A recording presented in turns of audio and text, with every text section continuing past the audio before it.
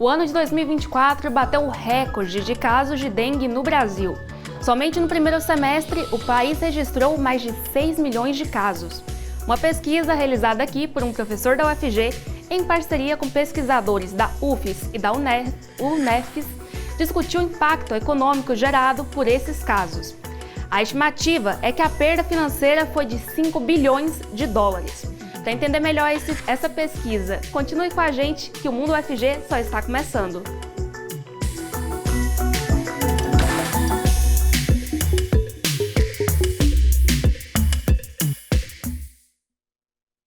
Sejam bem-vindos vocês que nos acompanham aqui pela TV UFG ou nas nossas redes sociais.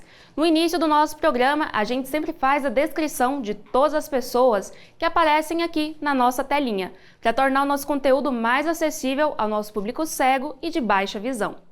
Começando por mim, eu sou Isabela Lima, uma jovem mulher branca de cabelos castanhos cacheados na altura dos ombros. E hoje, quem faz a nossa interpretação para Libras aqui no estúdio é a Ruth Santana, integrante do Labitave, e ela se descreve como uma mulher preta e de cabelos escuros, cacheados, e hoje estão presos. E agora, participe com a gente por meio do nosso WhatsApp. O número é 62991811406. Faça muitos comentários também pelo nosso YouTube e acompanhe as nossas outras redes sociais, como o nosso Instagram e o nosso TikTok. É só pesquisar o @TVUFG. E agora eu vou caminhando ali para o outro lado do nosso estúdio, porque o nosso convidado já está me aguardando. E aqui com a gente hoje está o professor Cláudio Lira, que é professor de Fisiologia do Exercício na Faculdade de Educação Física e Dança aqui da UFG. Ele se descreve como um homem preto, alto, com cabelos escuros, curtos e cavanhaque. Seja bem-vindo, professor. Muito obrigado, bom dia, é um prazer estar aqui com vocês. O prazer é todo nosso. E agora, antes da gente começar o nosso debate, que é a nossa pesquisa, para falar sobre o impacto da dengue, essa pesquisa foi desenvolvida pelo senhor e por outros pesquisadores. E como eles, infelizmente, não conseguiram estar presentes aqui no nosso estúdio, eles mandaram um videozinho para falar um pouquinho sobre a pesquisa, como foi feita, e a gente quer ver esses vídeos. Os pesquisadores são Rodrigo Vancini, da Universidade Federal do Espírito Santo, e a Marília Andrade, da Universidade Federal de São Paulo. Eles mandaram esse vídeo e eu queria começar com o vídeo da professora Marília, ok? Rodou. Esse é um estudo bastante importante e preocupante ao mesmo tempo, porque ele traz a nossa atenção para um importante problema de saúde pública, que é a dengue. A dengue não é uma doença nova. Já em 2015, a gente teve mais de 1,5 milhão de casos no ano inteiro. O que acontece é que essa situação piorou bastante esse ano. E no primeiro semestre, esse número aumentou para 6 milhões de casos num semestre único. Tem algumas coisas que podem ter colaborado para esse aumento do número de casos, né? Por exemplo, o fato do mosquito estar mais resistente ao inseticida, ou então a falha dos programas para erradicar os locais de proliferação do mosquito, tudo isso colabora para o aumento do número de casos. Essa situação é super importante porque, além de prejudicar, obviamente, a saúde do indivíduo, com uma doença que muitas vezes pode ser bastante grave e às vezes até fatal, também gera impactos econômicos enormes. Os indivíduos, eles procuram mais sistema de saúde, ficam mais internados, mais tempo internados, falta mais ao trabalho, o que impacta no comércio, na indústria, então as consequências são enormes. Esse é o motivo pelo qual a gente deve tomar bastante cuidado e atuar principalmente na prevenção da doença, que seria trabalhar na vacinação contra a doença e erradicar, de fato, os locais de proliferação do mosquito.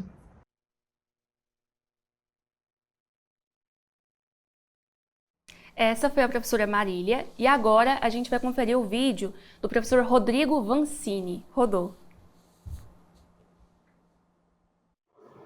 Olá, meu nome é Rodrigo Luiz Vancini, sou professor pesquisador na Universidade Federal do Espírito Santo.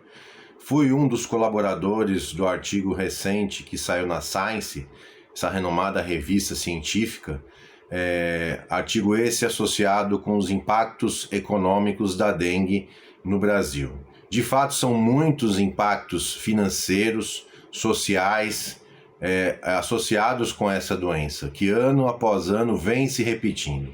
Algo que eu queria destacar, já foi falado bastante a respeito da questão financeira, né? Os prejuízos econômicos associados com a doença. Algo que eu queria destacar é como a gente pode ajudar na prevenção dessas questões. É preciso que se faça campanhas de promoção, educação e saúde para que as pessoas saibam se cuidar e fazer uma melhor autogestão da sua saúde associado com esses ciclos do mosquito, né? Então, para além dos prejuízos econômicos e financeiros, o que mata mais é a ignorância, muitas vezes associado com a falta de saber lidar com a doença nos períodos que ela se manifesta no decorrer dos anos, né? Então nós temos aí muitas medidas preventivas que podem ser tomadas, associadas aí com a transmissão da doença, e é preciso tomar muito cuidado para que esses prejuízos eles sejam minimizados ano após ano, tanto do ponto de vista financeiro e social, quanto do ponto de vista da perda de vidas. Então é isso que eu queria destacar. Muito obrigado pela oportunidade, um grande abraço a todos. Esse foi o professor Rodrigo, né, e antes a professora Marília, também participantes aí da pesquisa. E agora a gente segue aqui a conversa com o professor Cláudio, aqui da UFG, que está conosco no estúdio. Professor, para começar o nosso debate aqui, eu queria entender como surgiu esse tema de pesquisa para vocês. Como foi esse momento que vocês perceberam que era preciso estudar o impacto da dengue? Na UFG, lá no nosso laboratório, que eu coordeno, nós temos interesse em fazer pesquisas relacionadas com aspectos endêmicos e epidêmicos. Então a gente tem uma produção científica bastante interessante aí que veio da época da pandemia, da Covid-19, relacionado também à violência urbana, com os desfechos econômicos e os desfechos sociais.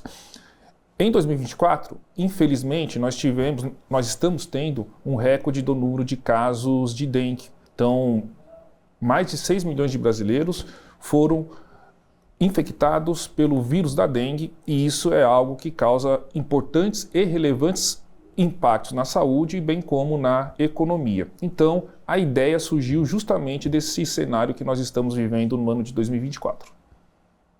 E durante essa pesquisa, como foi feita, primeiramente, a pesquisa e quais os principais dados encontrados aí?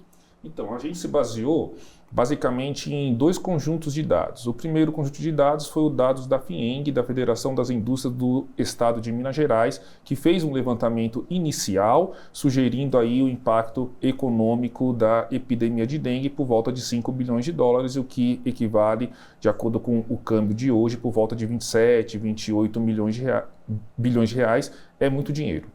O segundo dado foi com relação ao Ministério da Saúde. O Ministério da Saúde tem um site que é público, qualquer cidadão pode ter acesso, que nos mostra as questões relacionadas à contaminação pelo vírus da dengue.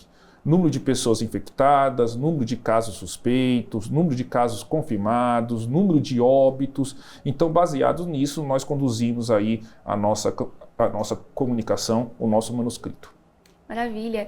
E quais foram os principais dados que vocês encontraram, assim, em questão de números mesmo? O principal dado é o dado econômico, né, que foi o principal objetivo do manuscrito, um prejuízo aí da ordem de 5 bilhões de dólares, esse prejuízo relacionado com os custos diretos do tratamento da pessoa doente, bem como com os custos indiretos, né, relacionados com a falta ao trabalho, perda de produtividade, o afastamento de outros colegas, substituição dessa pessoa no seu posto de trabalho, porque às vezes a pessoa que fica doente ela tem um papel muito relevante naquela empresa e esse papel não pode parar. Então precisa de uma substituição e essa substituição precisa de um treinamento e tudo isso custa dinheiro, né? Então nós temos que entender minimamente que todos esses aspectos custam dinheiro e isso prejudica a sociedade e a economia brasileira, evidentemente.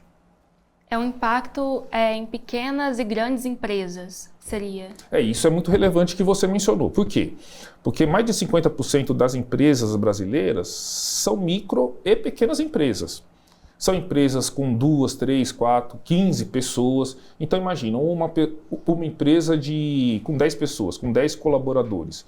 Se 2 pessoas faltam, isso já corresponde a 20% do quadro.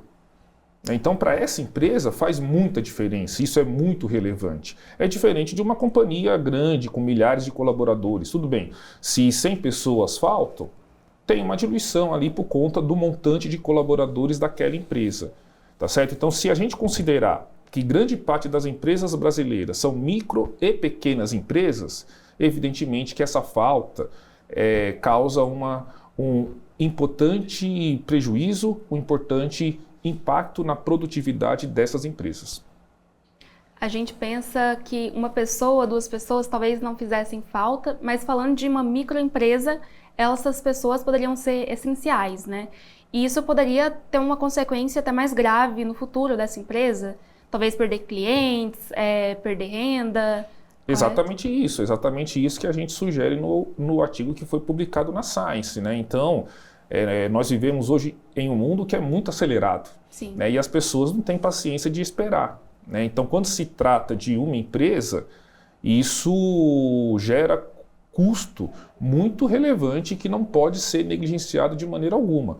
Quando nós falamos em doença, evidentemente que a primeira situação que nos passa nas nossas cabeças, da população, de quem está nos assistindo, é a questão relacionada com a saúde, evidentemente importantíssima, e isso pode impactar a saúde das pessoas, a depender da gravidade, pode levar até mesmo ao óbito. Mas a gente não pode negligenciar as questões econômicas, né? Então as pessoas precisam de dinheiro para se manter, as empresas precisam de dinheiro para pagar o salário dos colaboradores, pagar as suas contas, e tudo isso foi o que nós apontamos nesse artigo que foi publicado na Science.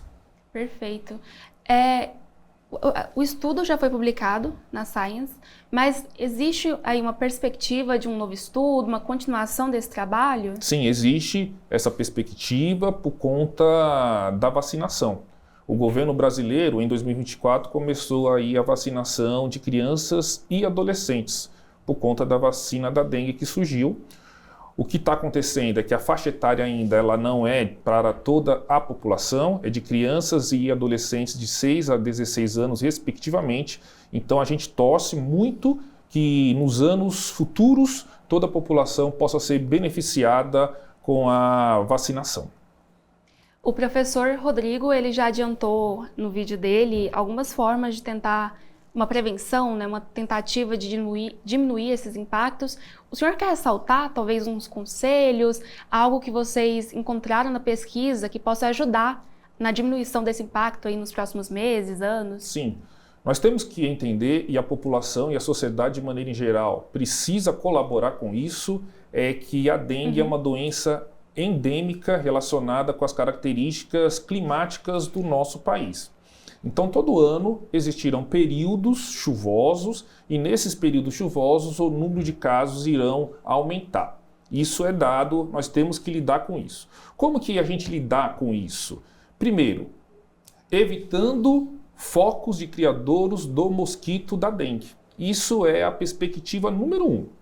Então, se aquela pessoa tem um vaso de planta dentro de casa, não permitir que se acumule água, fazer a limpeza, trocar essa água rotineiramente, enfim, são os cuidados que todos os anos os serviços de saúde fazem campanhas relacionadas a esses aspectos preventivos. O que também eu gostaria de destacar é o seguinte, em que pese ter aí a vacinação, o surgimento da vacina não é motivo de forma alguma para a população baixar a guarda.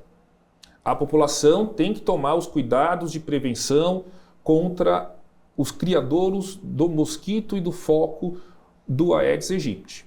Só assim a gente vai conseguir vencer essa doença e no futuro aí, curto, médio prazo, se tudo der certo, a gente vai ter pouquíssimos casos de dengue entre a população brasileira. Professor, foi um prazer recebê-lo aqui para falar sobre essa pesquisa tão importante, né? Mas, infelizmente, o nosso tempo está no fim. Eu queria deixar aqui um convite para novas oportunidades, um novo programa, talvez com a continuação dessa pesquisa. Mas agora eu vou aqui me despedindo do pessoal, porque a gente está chegando naquele momento de pequeno intervalo. Muito obrigada, professor Cláudio. Eu que agradeço, fico à disposição de vocês.